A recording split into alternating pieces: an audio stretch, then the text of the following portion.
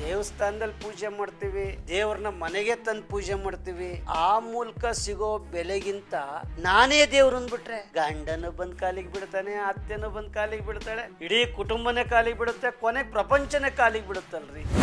ದೇವ್ರ ಬೆಲ್ಲ ಜಾಸ್ತಿ ಅದ.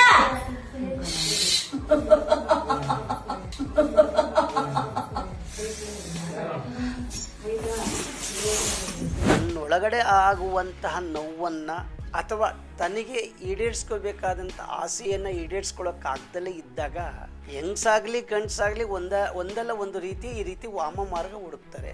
ಅದರಲ್ಲಿ ದೇವ್ರ ಮೈ ಮೇಲೆ ಬರೋದು. ಈ ಹೆಂಗಸಿನ ಕಥೆನೂ ಅಷ್ಟೇ ರೀ. ಮನೇಲಿ ಬೆಲೆ ಸಿಕ್ಕಿಲ್ಲ, ದೇವ್ರ ಮೈ ಮೇಲೆ ಬರ್ಸ್ಕೊಂಡಿದ್ದಾಳೆ ಅಷ್ಟೇ.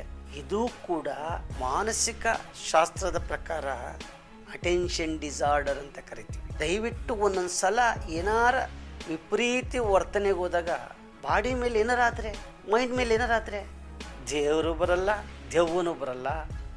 ಹುಷಾರ್, ಪ್ರೀತಿಯಿಂದ ಎಲ್ಲವನ್ನ ಗೆದ್ಕೋಬೇಕಷ್ಟೇ, ತಮ್ಮ ಅಸ್ತಿತ್ವ ರೂಪಿಸ್ಕೋಬೇಕಷ್ಟೇ.